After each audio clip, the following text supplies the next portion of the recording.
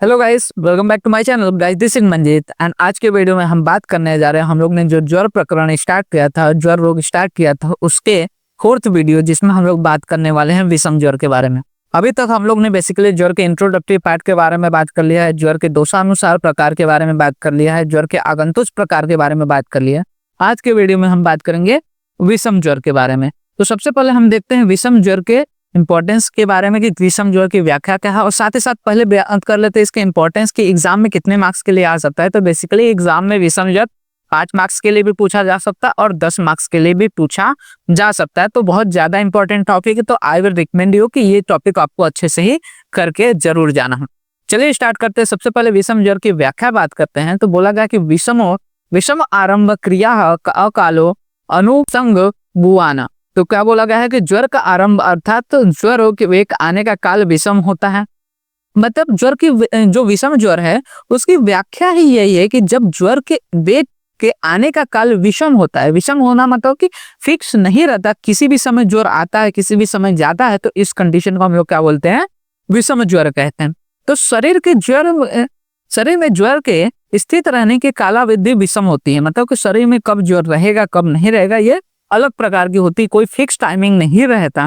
ज्वर के विसर्ग का काल का विषम होता है, मतलब कि ज्वर कब जाएगा ये भी फिक्स नहीं रहता। तो इस तरह की उत्पत्ति, स्थिति और अस्त, इन तीनों की अवस्था में ज्वर की अनियमितता उत्पन्न होने के कारण इसे विषम ज्वर कहते हैं। मतलब कि कब आएगा, कब तक रहेगा और कब चला जाएगा ये फिक्स नहीं रहता। इस प्रकार के ज्वर को हम लोग क्या कहते हैं, विषम ज्वर कहते हैं।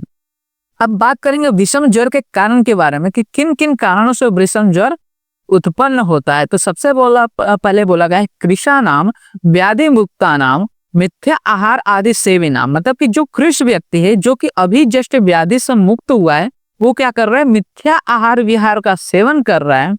अल्पो अपि दोषो दुष्यात अलब्धा अन्यतो मतम बलम। ठीक है, तो ऐसे कंडीशन में क्या हो रहा है कि जो अल्प दोषित दोष हैं वो क्या हो रहा है, फिर से उनको बल प्राप्त हो जा रहा है और वो फिर से क्या कर रहे हैं, उत्पन्न हो रहे हैं, बार बार क्या हो रहा है, उत्पन्न हो रहे हैं। मतलब क्या बोला गया कि ज्वर के मुक्त के बाद मिथ्या आहार विहार का सेवन, कृष व्यक्ति द्वारा मिथ्या आहार विहार का सेवन, स्वभाव से विषम ज्वर उत्पन्न होता है।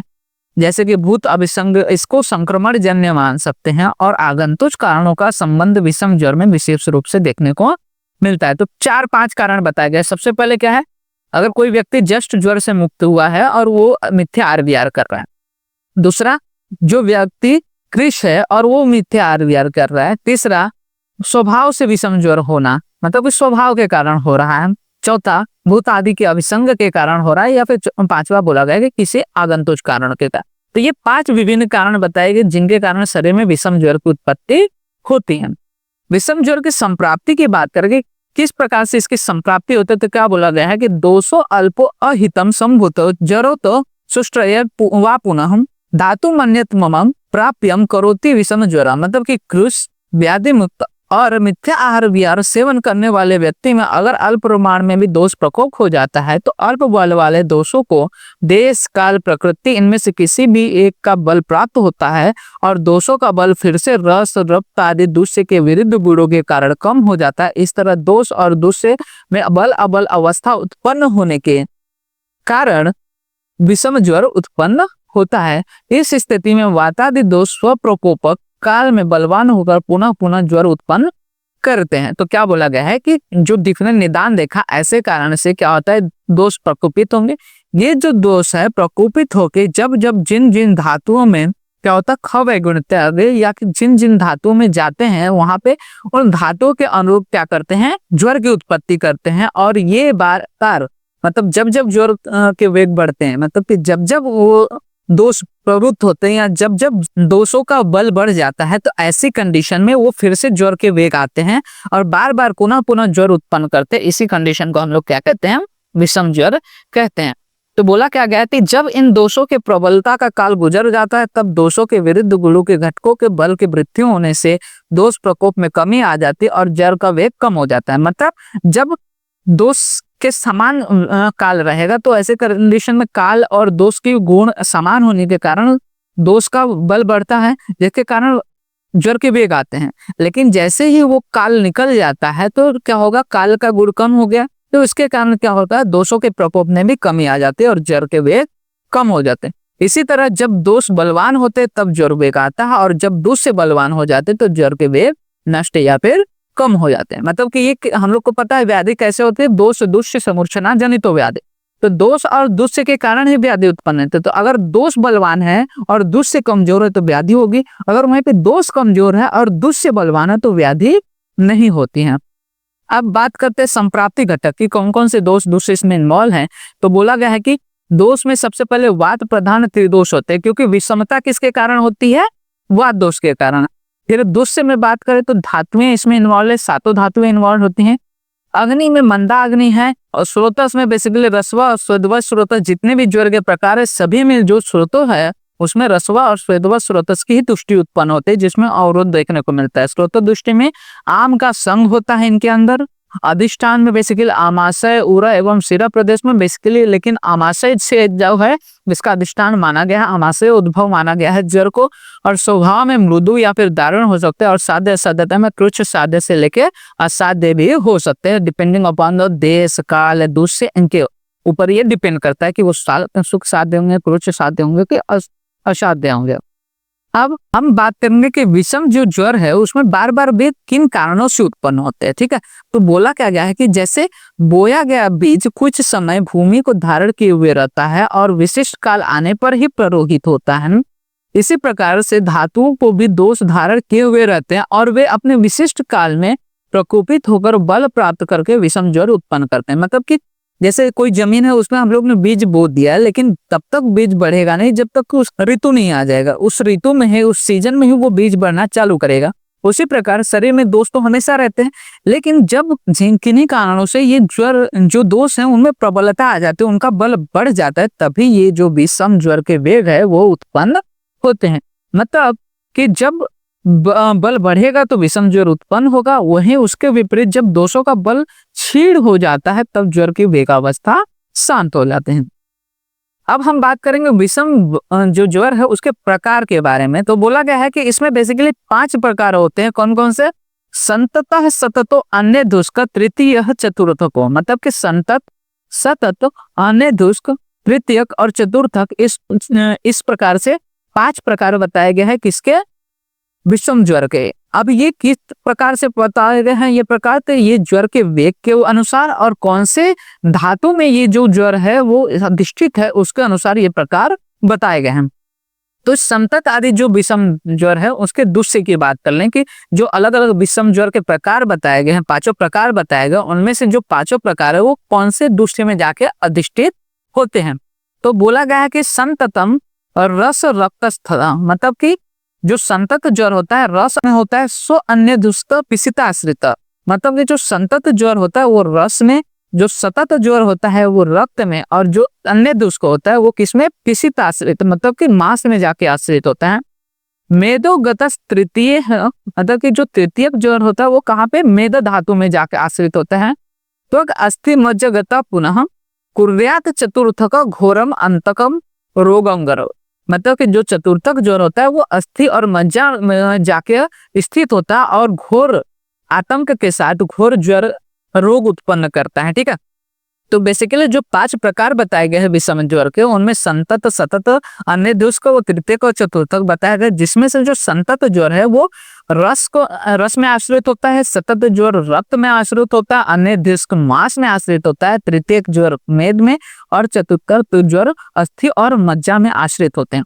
अब इनके विभिन्न प्रकार बताए गए हैं, जैसे कि इनको हम लोग मॉडर्न में किससे कोरिलेट करते हैं? तो जो संतत ज्वर होता है उसको बोलते हैं कंटिन्यूअस फीवर, क्योंकि जो संतत ज्वर होता है एक बार आ जाने के बाद हमेशा रहता है, और एक बार वेग शांत हुआ तो वापस नहीं आता। फिर उसके बाद सतत ज्वर जो होता है उसको डबल कोटिरियन फीवर बोलते हैं, क्योंकि ये दिन में 2 बार आता है, दिन और रात में 2 बार आ सकते हैं। अन्य दिवस जो ज्वर है वो दिन में 1 बार आता है।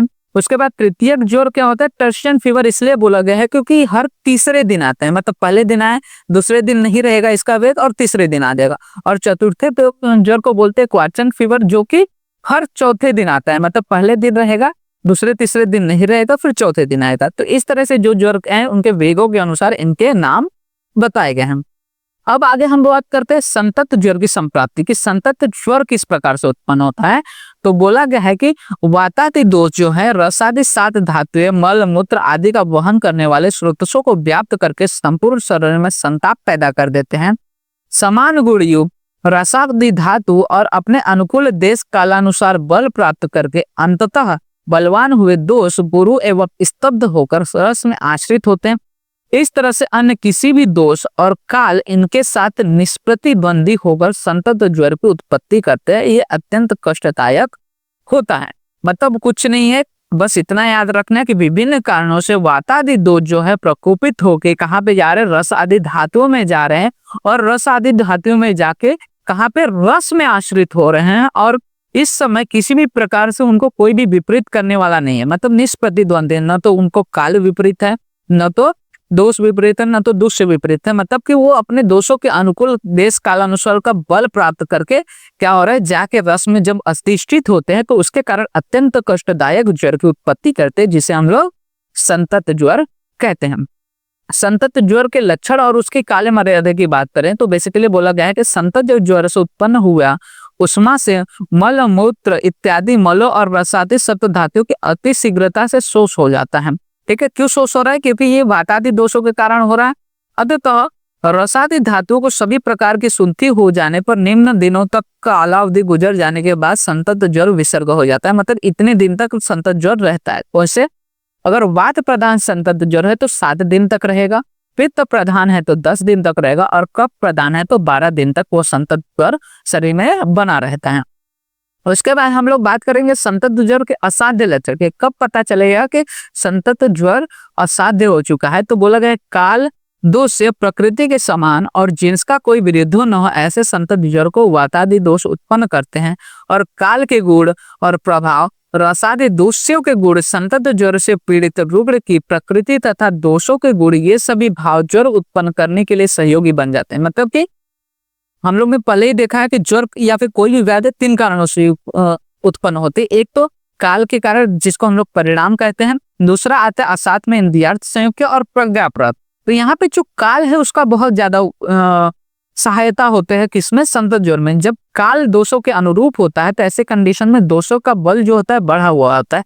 तो ऐसे कंडीशन में अगर काल के अनुरूप हो, प्रकृति के अनुरूप हो, मतलब कि वातज प्रकृति वाला व्यक्ति हो, वातज काल हो और वातज प्रकोप से हुआ जो संतत ज्वर है वो क्या हो जाएगा, क्रुच्छ साध्य हो जाएगा, असाध्य हो जाएगा। वही के वह ज्वर के विपरीत अर्थात ज्वर उत्पन्न न हो सके इसके लिए कोई भाव विशेष नहीं रहता, इसलिए इसे नित्य प्रत्यनित ज्वर कहते हैं। और इसी कारण संतत ज्वर जो होता है दुख सह या फिर असाध्य हो जाता है, क्योंकि इसके विपरीत कोई नहीं रहता। तो ऐसे कंडीशन में जो संतत ज्वर है वो कैसा हो जाता है, असाध्य हो जाता है। वहीं पर संतत ज्वर के द्वादय आश्रय भाव, ये क्वेश्चन आता है ये पीजीटी में भी पूछा जाता है कि संतत ज्वर के कितने आश्रय हैं। तो बेसिकली 12 आश्रय बताए गए। कौन से, तो 7 तो धातुएं आ जाते हैं, फिर पुरुष और मूत्र ये 2 मल हो जाते हैं और 3 दोष हो जाते हैं। तो इस तरह से 7 2 9 और 3 12 जो है संतत ज्वर के आश्रय बताए गए हैं। तो इस तरह से संतत ज्वर जो है इन 12 जगह पे आश्रय लेके शरीर में व्याधि उत्पन्न करता है, ज्वर की उत्पत्ति करता है। तो ये हो गया हमारा संतत ज्वर के बारे में। वहीं पे अब बात करेंगे सतत ज्वर के बारे में। तो सतत ज्वर में बोला गया है कि रक्त धातु आश्रय प्रायो दोष संततकम ज्वर, मतलब कि जो दोष जब रक्त धातु में आश्रय करके जब ज्वर की उत्पत्ति करता है तो उसको हम लोग क्या बोलते हैं, सततक ज्वर कहते हैं। ठीक है, तो क्या बोला गया कि परस्पर विरुद्ध ऐसे वातादि दोष रक्त धातु के आश्रय से कम और अधिक होने से होने वाले ज्वर को हम लोग सतत ज्वर कहते हैं। और यह ज्वर का दिन और रात में 2 बार उत्पन्न होने का विषय होता है। जो सततक ज्वर होता है वो दिन में 2 बार आता है। वहीं पे अन्य दुष्क ज्वर की बात करें तो अन्य दुष्क ज्वर में बोला गया है कि ये मासवा स्रोतस में वातादि दोष आश्रित रहते हैं। इसमें ज्वर जो होता है दिन और रात ऐसे 24 घंटों में सिर्फ 1 बार उत्पन्न होता है। काल जैसे कि वसंत आदि ऋतु, प्रकृति जैसे वातादि दोष और दुष्य जैसे कि रसादि, इनमें से किसी एक के बल को प्राप्त करके बलवान हुए जो दोष है वो मेदवा स्रोतस में स्थान संचय करके दिन और रात को मिलाकर 24 घंटों में 1 बार आने वाला अन्य दुष्क ज्वर पैदा कर देता है। ठीक है, तो अन्य दुष्क ज्वर भी क्या होता है, 24 घंटे में 1 बार आता है। तो इस तरह से 24 घंटे में 1 बार आने वाले ज्वर को हम लोग क्या कहते हैं, अन्य दुष्क। 24 घंटे में 2 बार आने वाले को सततक, और 24 घंटे लगातार रहने वाले को हम लोग संतत ज्वर कहते हैं। अब बात करते हैं तृतीयक और चतुर्थक ज्वर के बारे में। तो तृतीयक और चतुर्थक ज्वर में बोला गया है कि 200 अस्थि मज्जा कुर्यात तृतीयक चतुर्थक हो। जब अस्थि मज्जा में जब दोष रहे तो उसके कारण जो ज्वर होता है उसको बोलते हैं हम लोग तृतीयक और चतुर्थक ज्वर। वहीं पे तृतीयक ज्वर की बात कर लेते हैं। तो तृतीयक ज्वर में बेसिकली 3 प्रकार बताए गए। ये भी इंपॉर्टेंट है कि तृतीयक ज्वर के अंदर कितने प्रकार बताए गए, 3। कौन कौन से? कफ और पित्त, वात और कफ, और वात और पित्त के अनुसार। तो जो कफ और पित्त है वो बेसिकली कहाँ पे स्थान संचित करते हैं? त्रिकास्थि, जिसके कारण त्रिक संधि में स्तंभ आता है। वात और कफ के कारण जो तृतीयक ज्वर होता है वो पृष्ठ प्रदेश में क्या करते हैं? स्थान संचय करके पृष्ठ शूल और पृष्ठ ग्रह करते हैं। और वात पित्त के कारण जो होने वाला तृतीयक ज्वर है बेसिकली सिर में उत्पन्न होता है, जो कि शिरोग्रह ये लक्षण उत्पन्न करता है। वहीं पर चतुर्थक ज्वर की बात करें तो चतुर्थक ज्वर में 2 प्रकार बताए गए, जिसमें कफ और वात के कारण, अगर कफ है तो जंघा, जिसके कारण जंघा वेदना होती है, और वात के कारण होने वाला जो है सिर स्थान में स्थान संश्रय करके शिरशूल ये लक्षण उत्पन्न करता है। तो यहाँ तक हम लोग ने देख लिया किसके बारे में? विषम ज्वर के। तो विषम ज्वर होता क्या है कि जो विषम के उसकी जो वेग है वो विषमता रहती है, उसके वेगों में विषमता होने के कारण ही इसे विषम वेग ज्वर कहते हैं। उसके 5 प्रकार याद रखना है, 5 के लक्षण याद रखना है। संतत ज्वर जो होता है हमेशा रहता है, कंटिन्यूअस बोलते हैं। सततम दिन में 2 बार आता है, अनिर्दिष्ट दिन में 1 बार आता है। तृतीयक जो होता है 1 दिन का छोड़ के 1 दिन के अंतराल पे आता है। और चतुर्थक ज्वर जो होता है 2 दिन छोड़ के, मतलब हर चौथे दिन 2 दिन के अंतराल पे आता है। अब इसके अलावा बोला गया है कि विषम ज्वर के अन्य प्रकार भी बताए गए हैं, जो कि अष्टांग संग्रह आदि ने बताया है, जिसमें सबसे पहले आता है प्रलेपक ज्वर। इस पे आपको बेसिकली ज्यादातर तो अभी तक क्वेश्चन नहीं पूछे गए, लेकिन क्वेश्चन पूछे जा सकते हैं, तो कम से कम इसका आइडिया आपको होना चाहिए कि होता क्या है। तो प्रलेपक ज्वर क्या होता है? बेसिकली बोला गया है कि दोपहर या सायंकाल में जो ज्वर का वेग आता है, शीत श्वेत की प्रवृत्ति यहाँ पे देखने को मिलते हैं। शीत से पूरा शरीर लिप्त रहता है, ज्वर का वेग मंद होता है, शोष से रोगियों का प्राणनाशक होता है और दुष्चिकित्सक होता है, क्योंकि ये धातुओं का शोषण करता है और इसमें कफ और पित्त की प्रधानता होती है। तो क्या बोलेंगे कि विषम ज्वर जिसमें कफ और पित्त की प्रधानता होती है और जो दोपहर या सायंकाल में आने वाला ज्वर वेग के साथ होता है, उसको हम लोग प्रलेपक ज्वर कहते हैं। और उसके लक्षण में क्या क्या लिखना है कि शीत श्वेत की अधिक प्रवृत्ति होती है, शीत से पूरा शरीर लिप्त रहता है, ज्वर का वेग मंद रहता है इसमें, और शरीर में शोष से रोगियों का प्राणनाशक होता है, और ये इनक्यूरेबल होता है, दुष्चिकित्सीय होता है। तो ऐसी कंडीशन को हम लोग प्रलेपक ज्वर के अंतर्गत मानते हैं। वहीं पे वात बलात्सक ज्वर भी देखने को मिलता है, जिसका वर्णन बेसिकली माधव निदान में मिलता है।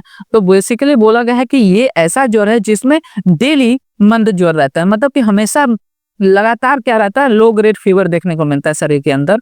त्वचा इसमें रुक्ष हो जाती है, सर्वांग शरीर में स्रोत उत्पन्न होता है, अंगों में जकड़ाहट उत्पन्न हो जाती है, और शरीर में साद रहता है, मतलब कि शरीर के जो मूवमेंट्स होते हैं बहुत ज्यादा स्लगिश रहते हैं, जल्दी कोई काम करने की इच्छा नहीं होता।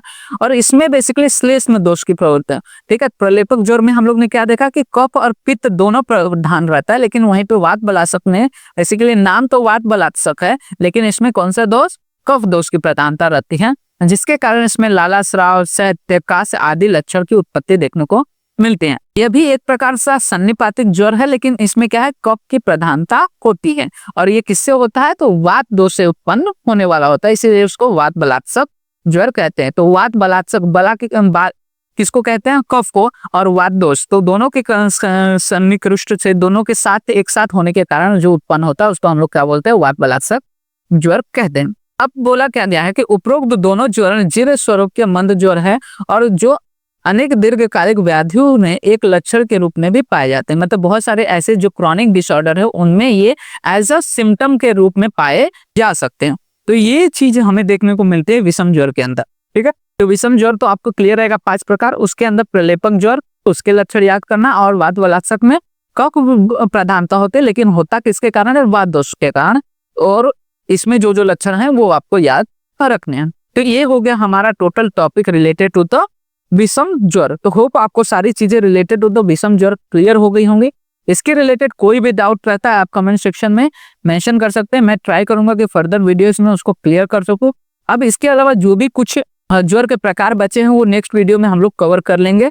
तो इसके साथ ही हमारा जो ज्वर टॉपिक होता है वो टोटली कंप्लीट हो जाएगा अगले वीडियो में। ठीक है, और इसी तरह के और भी वीडियोस इस चैनल पे अपलोड होते रहेंगे, तो चैनल को सब्सक्राइब जरूर कर लीजिएगा। साथ ही साथ वीडियो अच्छा लगा तो वीडियो को लाइक एंड शेयर करना मत भूलिएगा, जिससे से ज्यादा लोग वीडियो का फायदा ले सकें। एंड आप हमारे इंस्टाग्राम एंड टेलीग्राम हैंडल्स को भी फॉलो कर सकते हैं, जहाँ पे आपको वीडियो से रिलेटेड, नोट्स से रिलेटेड, साथ ही साथ DMS रिलेटेड जो भी नए अपडेट्स रहते हैं प्रोवाइड हो जाते हैं, जिसका लिंक आपको वीडियो के डिस्क्रिप्शन में अवेलेबल हो जाएगा।